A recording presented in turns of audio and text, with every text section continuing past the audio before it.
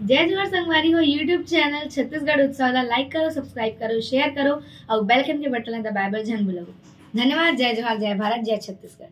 भजन नहीं कर बेटा आ तो कथा कांति में और काली हड़ताल होई था हमन तो नहीं रहा गड़बड़ हो जाए। सब ला ताली बजा रहे हैं जोरदार, हाथ ऊपर कर कान्हा माई डियर मा सुताना टांगो नो डिस्को हाथ ऊपर तहु मन दादा मन मन हिच गही हम हिच मन भजबो यार कान्हा माई डियर मा सुताना कान्हा माई डियर मा सुताना भाई गौर दीवानों का दीवाना कान्हा माई डियर मा सुताना कान्हा माई डियर मा सुताना भाई गौर दीवानों का दीवाना भाई गौर दीवानों का दीवाना भाई गौर दीवानों का दीवाना दीवानी थी मेरा पिया जहर का प्याला दीवानी थी मेरा पिया जहर का प्याला वो प्याले में आया नजर नंद का लाला वो प्याले में आया नजर नंद का लाला।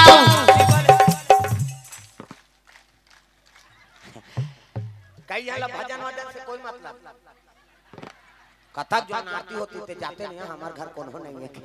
प्रेम से बोल दुर्गा मैया की जय। ताली बजाओ। हाँ समझ गए मोला कहा थे कहीं के आओ इधर याओ करबे तो अंग्रेजी बताऊं नाम नहीं जान हो तो लुगरा कला ला जान। प्रेम से बोल दुर्गा मैया की जय।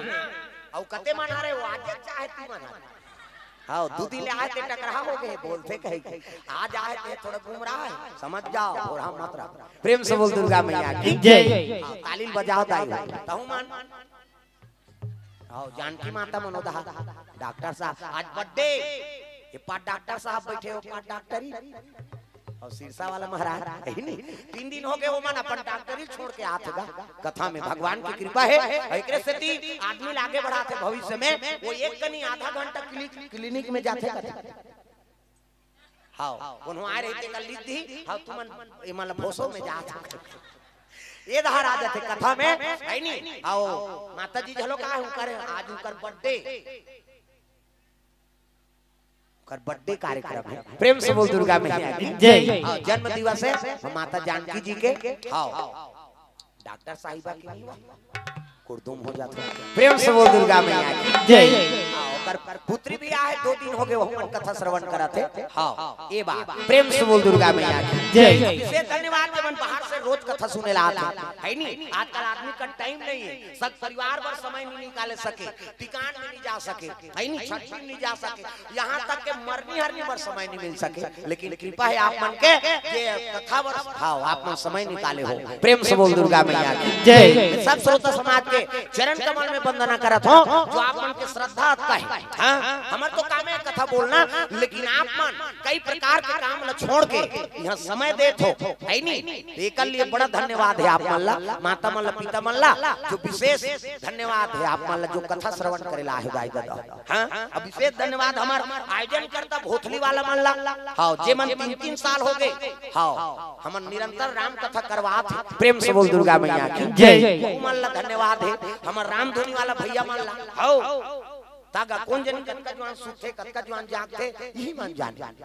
है नहीं बियनियल पहुंच जाए चल महाराज जल्दी तैयार होना है ओका घर चाह पिए जाना है नहीं वहां चाह पियो वहां ही और वहां ले विदा करही एती हां भोजन भंडार हो जते हमन ओती चाय नहीं पिए फिर चल दी हां चलो महाराज अब तैयार रहो हाथ में मन देख कई स्फूर्ति और हर चीज ला समय में काम ला निपटा के ओ मन अतका बड़ा आयोजन ला करथे रात भर जाग के ओ पूरी रांधी तेला हमन बोझे हैं और जगैया धन्य है वो बनैया धन्य है नहीं और आजन करैया धन्य है जो कपड़ काम ला निपटा देते बड़े बड़े काम नहीं हो सके दाई दादा। प्रेम से बोल दुर्गा मैया की जय। अभी भाग गए वो होए रहते समय बंधे रहते ते कैंसल हो जाते लेकिन भगवान की कृपा जब का सोचे नहीं राम तब का काम बढ़ जाते और सफल कर देते भगवान राम वो सरस्वती मैया कृपा है नहीं जो बड़ धर्म का आयोजन हो। प्रेम से बोल दुर्गा मैया की जय। हमरो जीवन धन्य है जो ऐसा श्रोता समाज के सामने हमला कथा बोले का मौका मिला थे, है नहीं? हमल बड़े बड़े बुजुर्ग पिता तुल्य बैठे बैठे हैं, जेमन हजारों प्रवक्ता कथा सुने हैं, लेकिन हमारा सा निर्बुद्धि के मुख से सुना थे, सुनना पसंद करा थे। ये हमारे बड़े सौभाग्य की बात। मोला डर रहा था तो कहीं गलत हो जाए का, लेकिन ये आंखों में संभाल दादा ते हमला का करना है। प्रेम से बोल दुर्गा मैया की जय। कृपा हो करे तब है नहीं अजिजा पर कृपा राम कर होई, रामा सिया राम जा पर कृपा राम के होई, रामा सिया रामा ता पर कृपा करे सब कोई, रामा सिया राम जा पर कृपा करे सब कोई, रामा सिया रामा ता पर कृपा करे सब कोई, रामा सिया राम जा पर कृपा करे सब कोई, रामा सिया रामा। बोल दुर्गा मैया की जय। तेकर ऊपर राम की कृपा हो गए ना, तेकर ऊपर सबकी कृपा बरसते जी। प्रेम से बोल दुर्गा मैया की जय। जा पर कृपा राम कर होई, अवता पर कृपा करे हूँ सब कोई। हाँ ये कथा सुने ला अपन पर थोड़े वो हमार पर तुमन कृपा बरसाए ला हमारे ऊपर है नहीं, कथा सफल बनाए बरा। प्रेम से बोल दुर्गा मैया की जय। ये बात एक राम नहीं भैया, हजारों राम के हमला दर्शन हो। श्रोता छत भगवान के रूपे जनता जनार्दन कथे तेकर महत्व का है, ये तो भगवान का। प्रेम से बोल दुर्गा मैया की जय। कल जल समझिस नहीं ते प्रवक्ता नहीं बन सके, मैं बता दे। हाँ रामायण में पहली प्रसंग सती और शिव जी प्रसंग, सती प्रसंग तो शिव जी कथा सुनेल की एक बार कुंभ है नहीं त्रेता युग माही और शंभु गयो कुंभ जरी सिपाही। कथा सुने बरकी से तो सुने जाइते ऊपर में बैठे खाले में बैठे सुनेल गए कथा तो खाले में बैठ के शंकर जी आप मन बैठे होते इसने सती माता हाँ आप मन बैठे होते इसे वो बैठ गए तो जग का श्रोता है माता मन सती के रूप है और पिताजी मन शिव जी के रूप। अवेला प्रणाम करके ये कथा आरंभ करते वही सच्चा प्रवक्ता है, मैं बता दे। प्रेम से बोल दुर्गा मैया जय। ये सूत्र अपनाना पड़ी तभी होकर कथा सार हो सकते। प्रेम से बोल दुर्गा मैया की जय। अन्यथा अपन आपने बड़े समझ ही नहीं। हाँ मैं शंकराचार्य हूँ, मैं ऐसे हूँ, कविता वो जनता नहीं रहते कहीं हो इक्के जन शंकराचार्य तो खोली नहीं कहा करते गांव पंडाल लगाए का जरूरत किसे तो जनता च नहीं है तब भाई महत्व कैसे बढ़ी और कथा प्रभाव कैसे होई किसे तो जनता सबले बड़े होते। एकरे से तुम जमींदार कथे हम चौकीदार कथे चौकी में बैठे ना मन फोसवान टंगा थन तुम जमींदार तरीदार दबत हो वजन बैठे नहीं फोसवा टंगा जाते त हम फोसवा 5-5 जन तब चपके नहीं सकता है नहीं और तुमन जमींदार वजनदार जे सबके बात सुन के अपन हृदय में रखे हो का एक जन के बात सोरे सुने हते कई प्रवक्ता बात सुना था। हां हमार कर एक दिमाग है तुम्हार कर हजारों दिमाग है तो जनता से थोड़े बढ़ सकबे, प्रवक्ता छोटे बन के रहना पड़ता। प्रेम से बोल दुर्गा मैया की जय। ये बात है पुरान माला कथे चलो बिजली नगर लेको अब हिल भेद को हमन नहीं जानती। हाँ और चले लगेगा भजन करत पुरान माल यही बिजली नगर अब ये गांव के जगह बगल गांव हम जाता अब ये कर संघर्षों की उमन तो जाना थे यही के काला ही भैया आई मन्नी जिनका साधु मां पुरान माल के बिजली नगर। हाँ जेकर आत्मा साफ है काकरो प्रति होला द्वेष नहीं ये काला डर रही वो मौत के जगह में झलक जाके वापस आ जाए। भजन करत पुरात्मा पहुंचे लगे गांव देवी देवता वंदना कर तब भिक्षा दे तोरी माई तेरे द्वारे आए भिखारी। भिक्षा दे तोरी माई तेरे द्वारे आए भिखारी। भिक्षा दे तोरी माई तेरे दर पे आए भिखारी। भिक्षा दे तोरी माई तेरे दर पे आए भिखारी। तेरे द्वारे आए भिखारी तेरे दर पे आए भिखारी। तेरे द्वारे आए भिखारी तेरे दर पे आए भिखारी। भिक्षा दे तोरी माई तेरे द्वारे आए भिखारी। भिक्षा दे तोरी माई तेरे द्वारे आए भिखारी। जे गोरे गोरे मुझे लगेगा और जे गांव खुसरी से ना गांव मन देखे लगी आई ये कहां साथ हुई दई अब्बर सुंदर बहनी हम ये का बरा होइया हमार गांव को दुष्टि नावे ते साधु माला पूजवान देते बहिनी। हाँ जे साधु जाए ते छक पूजे और ये कान ले कान धागा फिट करके तोरण लगा साधु मन शराब दे रही राजा रानी माल तब बोलती है साधु तो मतलब दुश्मन माने हो जे साधु ये नगर में ही वो जीवित वापस नहीं जा सकता। प्रेम से बोल दुर्गा मैया की जय। पुराण मतलब ऊंचे भेद दे नगर में पहुंची तो सबो तोरे दुश्मन हो ही गांव में देखे देखे लगे बाबा यहाँ का बड़ा है बाबा यहाँ आते तेनी बांटी अभी गांव तीन में हाँ इधर ले लहू जाओ राजघराना मन देखी तोल पकड़ के ले जाए कहे लगे माँ मैं तो साधु मोला का काकरोस का दुश्मनी है नहीं अब मैं काकरो कहीं बिगाड़े नहीं हो तो मोर काबर बिगाड़ी अब भगवान की इच्छा गुरु का आदेश से मोली ही काम भिक्षा बमन करना है नहीं कहते ले दे वो पार जाए तो देख के रो डालेगा का बड़ा है बहनी अतक सुंदर साधु भिक्षा दे दोरी माई तेरे द्वारे आए भिखारी कहीं फिर जाए फिर भिक्षा है नहीं 5 घर मांग के जैसे लहू तू कहा था उसकी जवान सैनिक मन की नजर पड़ गया। प्रेम से बोल गुरुदेव भगवान जय। वही दे साधु आ गए होकरो पूजन हो ही कहा थे वो तो टकरा रहा साधु की हाँ भैया कहते चलो राजमहल में राजा काटे रहे हाँ आप लोग राजमहल जाना पड़ी चलिए ये तो साधु है जहाँ ले जाओ। प्रेम से बोल दुर्गा मैया की जय। चले लगे भजन करत करत मैं तो रमता जोगी राम मुझे दुनिया से क्या बात मैं तो रमता जोगी मैं तो रमता जोगी राम मुझे दुनिया से क्या काम मैं तो रमता जोगी मैं तो रमता जोगी राम मुझे दुनिया से क्या काम मैं तो रमता जोगी मैं तो रमता जोगी राम मुझे दुनिया से क्या काम मैं तो रमता जोगी मैं तो रमता जोगी चल जा अब जैसे वहाँ दासी मन रहा है दासी मन देख के खुश हो गई ये का बात हो या तक सुंदर रहते ये दूध फिर छाप दी बहनी होला हाँ पुरान मलगी अब बैठ के कुमारी जाग बताइन का बिजली कुमारी एक साधु नाम सुने तहन कौन जाने कैसे हो जाए राक्षसी बरोबर तलवार धर के निकला थेगा। हाँ पुरान मन आँख मूंदे गुरु भजन करा थे तागा घूंघट के पट खोल रे तो को पिया मिलेंगे करा थे नहीं कबीर के भजन तागा घूंघट के पट खोल रे तो को पिया मिलेंगे घूंघट के पट खोल रे तो को पिया मिलेंगे कटु वचन मत बोल रे तो को पिया मिलेंगे कटु वचन मत बोल रे तो को पिया मिलेंगे।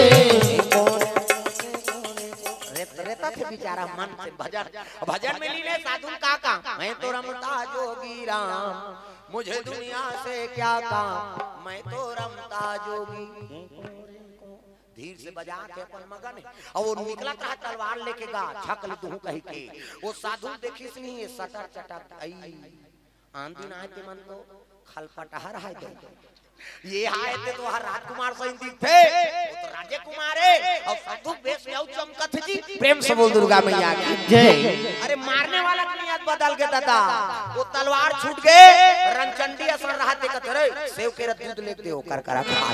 प्रेम से बोल दुर्गा मैया की जय। आन दिनों साधु पानी नहीं पूछे ते कुमारी तलवार न छोड़ दी और कल देखते इसने नहीं जाऊं दई गड़बड़ हो जाए दासी में लग गए दासी कैसे सेव के दूध लेको साधु सम्मान करो ऐसे किसी नहीं दासी मन का त्याई आज कैसे पासा उल्टा परत बहिनी अंदर या छका छक दे खून ला साफ करो कहा याद तो ये तो सेव केरा काजू किशमिश लेगो कथे हां ऐसे बदला तैसे लागथे यार हां तुरंत नहान चलती से ये टिंग टिंग ही नहीं।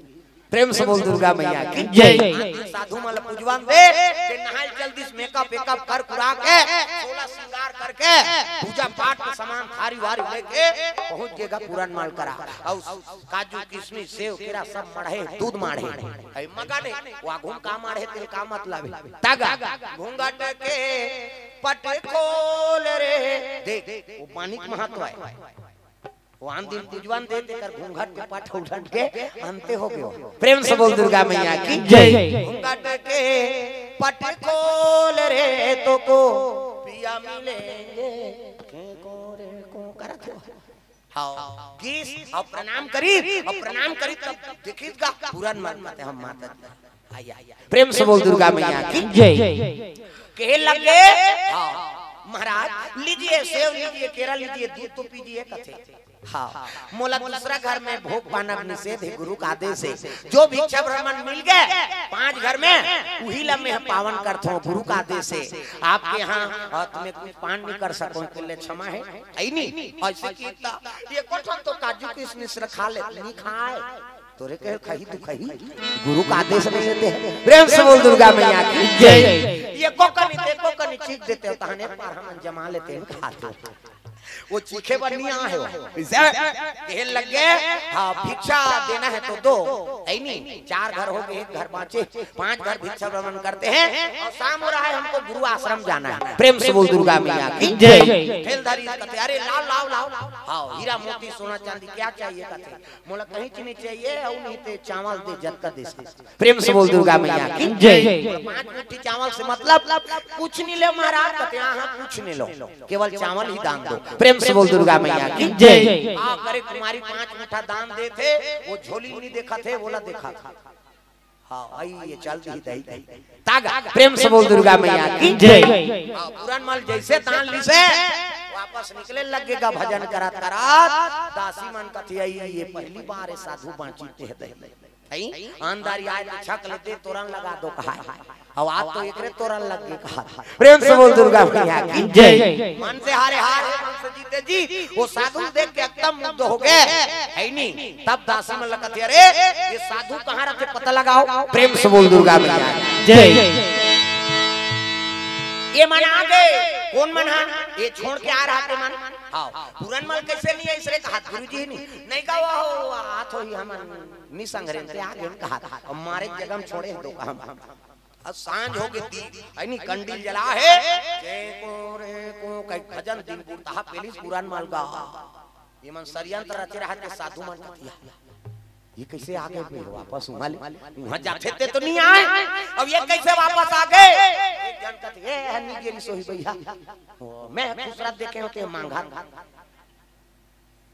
ता सिहार के जात में गे रहे प्रेम से बोल दुर्गा मैया की जय कैसे वापस आ गए ऐसे की त एक जन कहते डर पड़े एक जन कहते ऐसने में औ साधु मन लेके घर पूजन देबो कह के छोड़ तो नहीं दी सही भैया डर पड़ के लग गए तब तो जे आइडिया बता रहा है कर बर घुसेंगा तोरे से ती हमन मारबो दो कहा ये पता लगाए बरे ला ढील दी एकर पिछुम गुप्त चेयरमैन नहीं अब पता लगे एक घा हमन मान के तोरा नचक ही कैसे तीज कहे ऐसे कीसगा मैं हटा जानो जी उसने वही कह के ऐसे की है नहीं आगे गोरखनाथ का प्रणाम करी और प्रणाम करके हां भोजन पावन करी गुरु सेवा करी सब आराम करा थे गुप्त चेयरमैन पता लगे कि गोरखनाथ के चेला है वो साधु आए थे प्रेम से बोल दुर्गा मैया की जय ओत बिहनिया बिजली कुमारी सैनिक सजैगा पूजा पाठ का सामान धरो और चलो गोरखनाथ के दर्शन करे बा प्रेम से बोल दुर्गा मैया की जय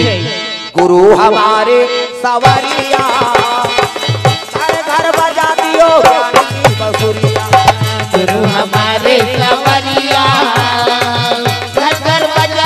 ज्ञान की बसुरिया गुरु हमारे सवरिया घर बजा दियो ज्ञान की बसुरिया गुरु हमारे सवरिया घर बजा दियो ज्ञान की बसुरिया घर बजा दियो ज्ञान की बसुरिया घर बजा दियो ज्ञान की बसुरिया प्रेम से बोल दुर्गा मैया की जय और सैनिक ला देखी ना तब तो साधु मन कहते बा उहिच वाला यार ये पता लगा दारिन भाई के निवाचान औसे की जे कह रहा ये ला बिजली नगर लेक देव की नहीं तेला तो फिर सब धन धर दारिन तोरे से ती दो कहा बा मान मारबो के प्रेम से बोल दुर्गा मैया की जय तब पुरान माल कहते का हो फिर भाई तोला काला बताएं तोला मारे वर षड्यंत्र कर रहे हैं कहीं केहल लग गए वो सैनिक ले कहा था वहां जाते थे मारते कहते अरे गुरु के हाथ में कैसे मार दी जी चलो गुरु शरण पूरन मान गुरु शरण में बैठे हैं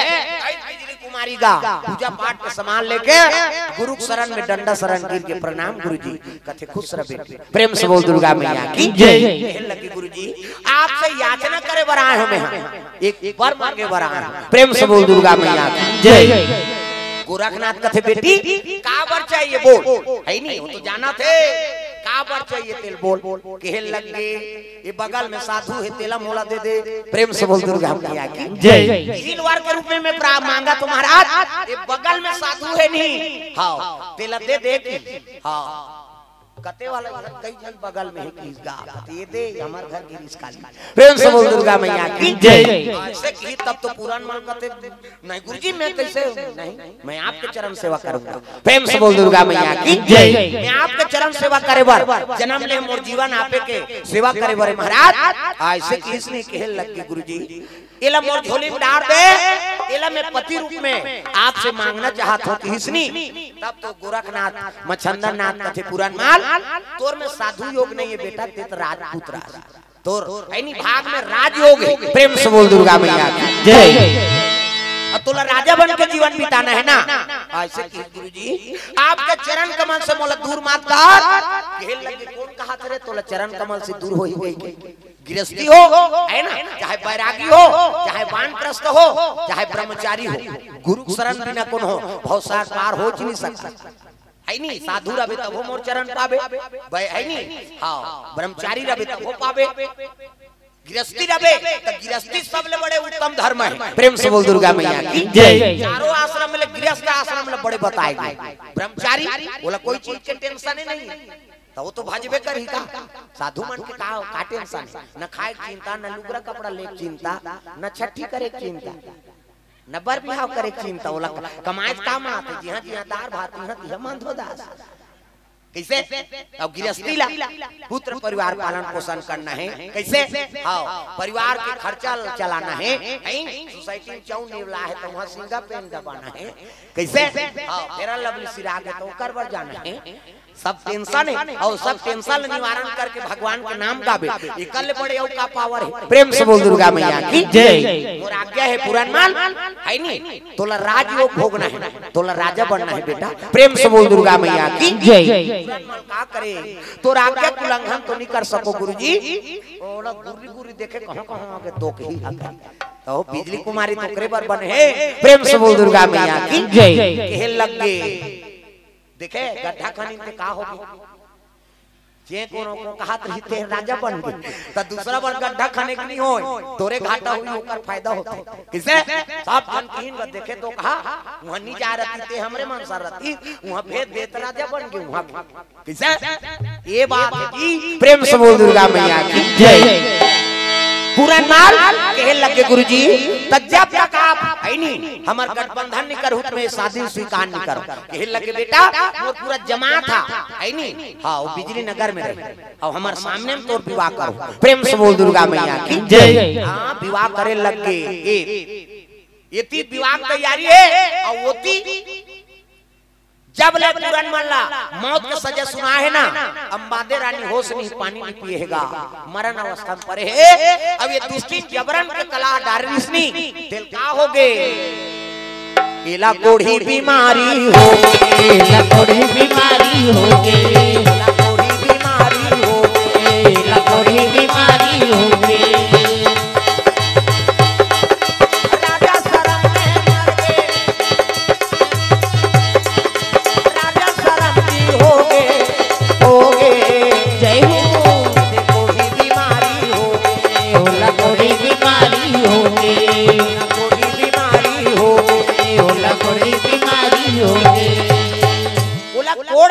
होगी कौन ला वो दुष्टी लगे पुत्र ऊपर नियत खराब कर रही थी गुलाम ले मैं बड़ सरदार हूं कि इसनी हां ऐसे पीप निकली शरीर से हां बीमारी हो के गांव मन का है कर्म के फल दुष्टी भाई बेटा सा लगते हम मरवा दे राजन शर्म होगेगा जब ले वो पुराण मल मौत की सजा सुना है और राज में हाँ कोई चीज की उन्नति नहीं हुई धन संपत्ति हानि हो गई गौ माता मन सब प्राण त्याग दी किसे हाँ इतनी 200 सजा मिल गई ना प्रेम से बोल दुर्गा मैया की जय। अब अंबादे रानी पुत्र वियोग में मरण अवस्था में पड़े छे राजल शर्म हो गए कहाँ का छेरी और कहाँ का राजपाट और कोढ़ी रहा के गांव बहिर में हाँ निकाल दी का गांव ते दुष्टिन ते मरबे ते पुत्र ला ऐनी गलत निगाह से देखे प्रेम से बोल दुर्गा मैया की जय।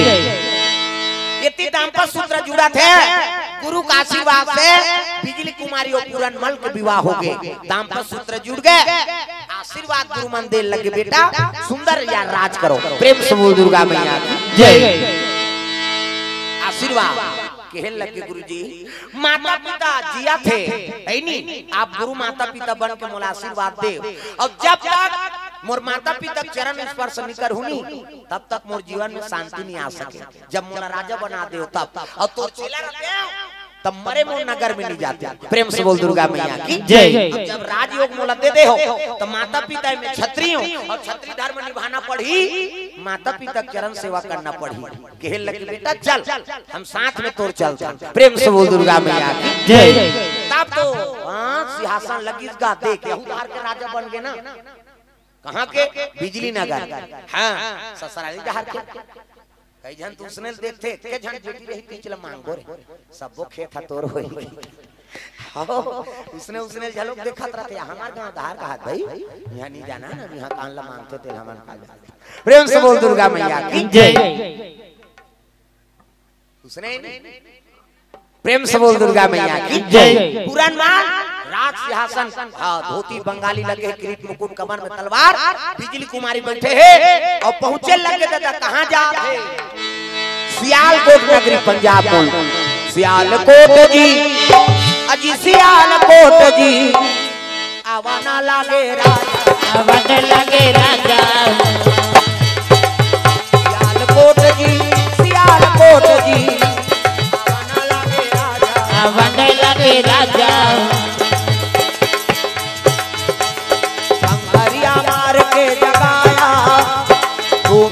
सपनों में आया सावरा तू बड़ा वो है, सावरा तू बड़ा वो है। कंकरिया मार के जगाया तू मेरे सपनों में आया, सावरा तू बड़ा वो है, सावरा तू बड़ा वो है, सावरा तू बड़ा वो है। पड़ घोड़ा दौड़ा रहा थे अपन देश के राजकुमार लगते निचिली पूरन माला देखे कते वो पूरन माला आगे ओ काम हल्ला हो गया उत्साह फैल गया।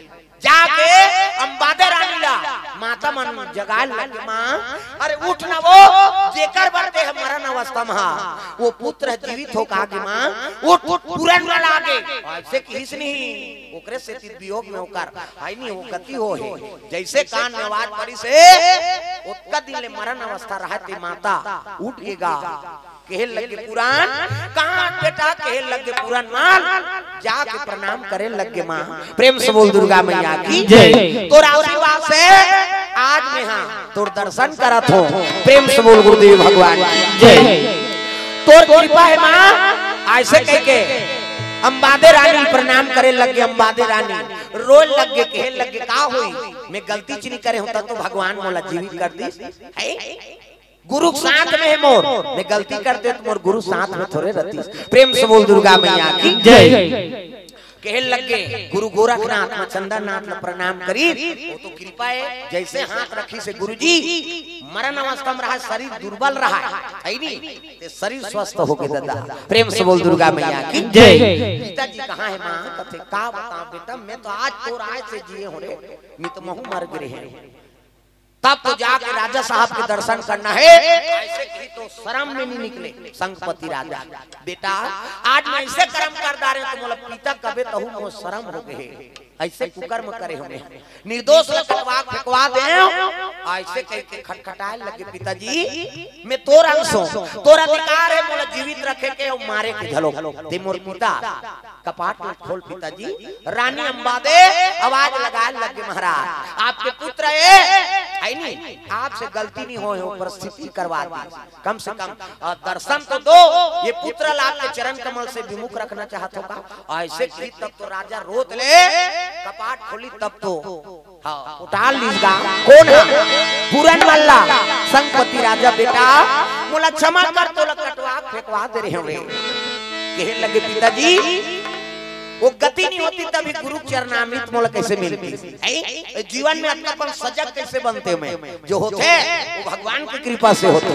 और कहाँ छोटे माँ की हिस्नी तब तो संगपति राजा का तो दुष्टिन के नाम लेते थे कहल लगे पिताजी मोर तो मां से ना हाँ जैसे मोर अंबादे माता है तो इसने वो फुलंदे माता मोर बर आदरनी प्रेम से बोल दुर्गा मैया की जय कहां मन कहते वाला कोई बीमारी हो वहां पर रहते हमन निकाल देहन हाथ कहल लगे पुरान मल कथे वो तो मोर माता चे ओकर दर्शन करे बिना मोर जीवन में से सफल हो चले लगेगा ये कोई बीमारी मत का सब है पी बुहात है हां जाके पुरान मल कहल लगे मां मैं पुरान वालो तो पुत्र हूं और तो दर्शन करेला हूं की तर रोएगा छन छी मोला बेटा तोला मरवा तेतर से तो शरीर में इतना कोड़ हो